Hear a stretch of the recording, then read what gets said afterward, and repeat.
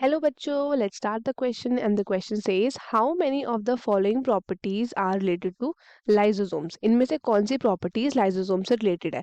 सबसे पहला है हमारे पास membrane bound vesicular structure, then hydrolysis, basic pH formed in the rough endoplasmic reticulum capable of digesting nucleic acids. पहला option है हमारे पास 2, दूसरा ऑप्शन है हमारे पास 3, तीसरा ऑप्शन है हमारे पास 4 एंड चौथा ऑप्शन है हमारे पास 5. सबसे पहले हम बात कर लेते हैं about the key concept. The key concept of this question is lysosomes.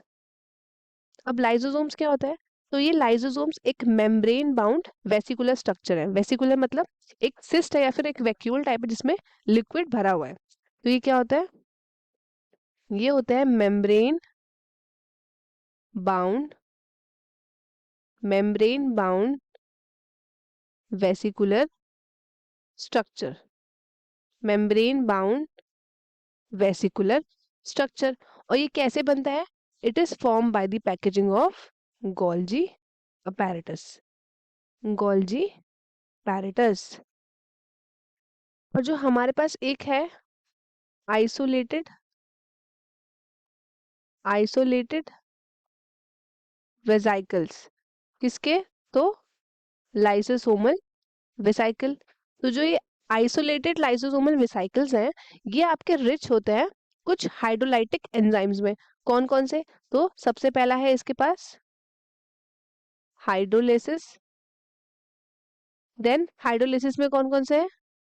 एक है इसके पास लाइपेजेस, देन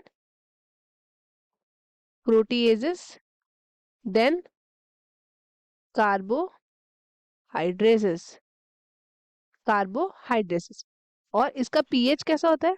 तो जो इसका पीएच है वो है एसिडिक. कैसा पीएच है? पीएच है एसिडिक. और ये एक्टिव भी कभी होता है, ये optimally active at acidic pH. और जो ये एंजाइम्स हैं ये केपेबल है डाइजेस्ट करने के लिए किस किस चीजों को? तो ये डाइजेस्ट कर सकते हैं सबसे पहला तो कार्बोहाइड्रेट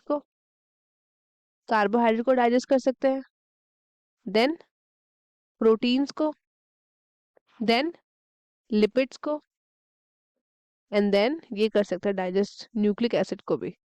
न्यूक्लिक एसिड को भी ये क्या कर सकते हैं? डाइजेस्ट. अब चलते हैं हम क्वेश्चन की तरफ. क्वेश्चन में क्या बोला है? सबसे पहला है मेम्ब्रेन बाउंड वेसिकुलर स्ट्रक्चर. तो ये करेक्ट है हमारा क्योंकि मेम्ब्रेन बाउंड वेसिकुलर स्ट्रक्चर होता है. देन हाइड्रोलिसिस ये भी प्रेजेंट होता है. नेक्स्ट है हमारे पास बेसिक पीएच. ये हमारा क्या है? गलत है. बेसिक नहीं, acidic. Formed in rough endoplasmic reticulum. तो ये भी क्या हो गया हमारा? गलत हो गया. देन नेक्स्ट है हमारे पास capable of digesting nucleic acids. तो ये भी क्या हो गया हमारा? सही है. तो कितने सही है हमारे? 1, 2 एंड 3. तो our correct option is option B 3. तो स्टूडेंट्स आई होप आपको क्वेश्चन अच्छे से समझ में आया होगा. All the best and thank you.